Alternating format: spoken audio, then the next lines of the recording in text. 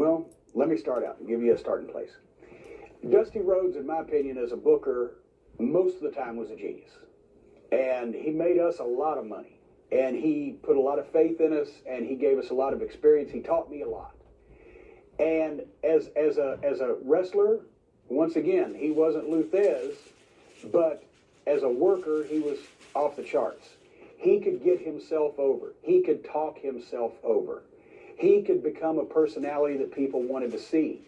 And after a while of wrestling on top in every territory across the country and learning from guys like Eddie Graham and from guys like Bill Watts, he became a good booker.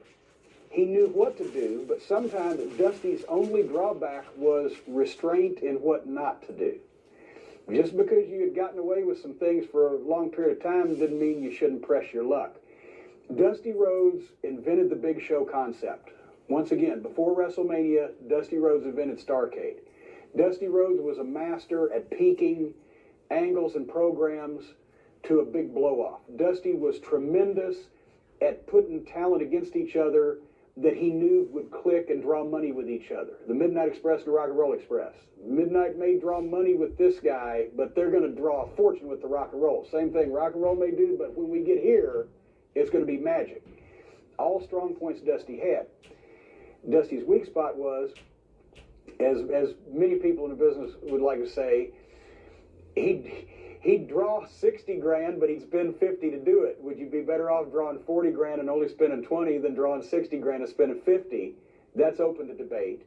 But Dusty also went to the well too often on the classic finishes that worked like a charm the first time and worked okay the second time and worked pretty good the third time, but people started to get smartened up. I've been in that position where you're a booker, and how much more can you think of? How many more times can we make a different shaped wheel, right? The Dusty finish that actually, he didn't even invent it. When it was first done, 30 years earlier than that, it was the most controversial thing ever and necessitated rematches and sellouts everywhere. But then, as you do it and you do it, people can get tired of it. People can start to see through it. People can start to get pissed off by it. The second referee comes in and reverses the decision because the first referee didn't see what happened. That sold out everywhere the first time it was done. All those finishes sold out the first time everywhere it was done, because if they hadn't sold out, nobody would have done them again. They worked in different territories, but when you were a national company now with national cable, you couldn't just do it in Charlotte and then you do it in Atlanta and then you do it in New Orleans and nobody knew.